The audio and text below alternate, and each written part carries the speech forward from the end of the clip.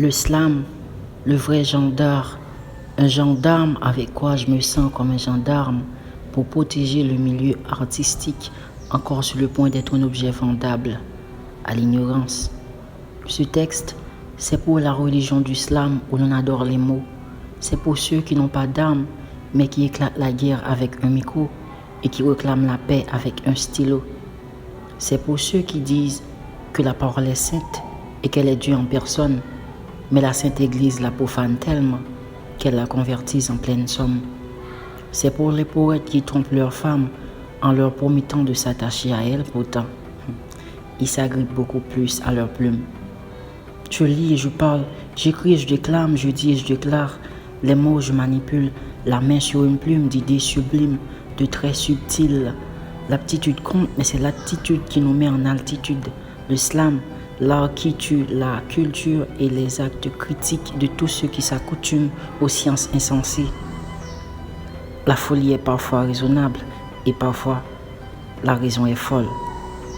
Mes écrits donnent de la lumière, pourtant ma plume est itinéraire du paradis des ténèbres. Mais quelle ironie! Tu t'accables jour et nuit l'histoire de surveiller l'ennemi. Pourtant, celui qui te plante le couteau dans le dos, c'est ton véritable ami. Ce texte, c'est pour les noirs ignorant que leur richesse est dans les livres, mais ils continuent à lécher le cul de la race blanche pour la retrouver. Mais quelle conscience! Ils n'ont pas de conscience, tout en connaissant que la connaissance est la base du développement, mais là-bas école les sciences de l'absurdité et la nudité de nos cerveaux se profile clairement dans la voûte et plus aucune pudeur, car tout se négocie à la honte. Slammer, poète, masturbateur de mots, écrivain, penseur, bientôt il y aura sûrement plus d'encre, alors c'est maintenant ou jamais qu'il faut écrire. Le monde sera dépourvu de lumière, ce ne seront que nos écrits qui apporteront une lueur d'espoir.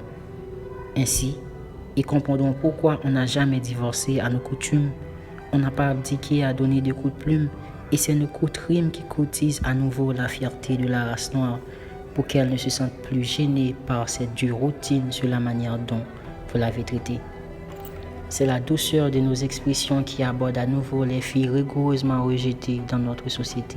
Et c'est avec sensibilité on fait la cour au sujet de la couche d'ozone que vous avez gravement pris sa virginité. Vous méritez d'être foudroyés, tels des fous ragés, vous outragez les images de sensibilité, d'attention, d'amour propre et de passion qui constituent ce bas monde. Si on ne parle pas, les roches vont sûrement parler. On a trop encaissé, trop crispé nos gorges, question de tenir la parole comme un dieu enchaîné. On n'a pas peur de la mort, car si on vit pour mourir, on va sûrement mourir pour vivre. On a connu d'autres feux qui nous ont si bien consumés, mais celui-ci, c'est le fameux lieu du tourment éternel. Putain, ici c'est l'enfer. La peine est dure que le temps qu'ils rechargent leurs âmes.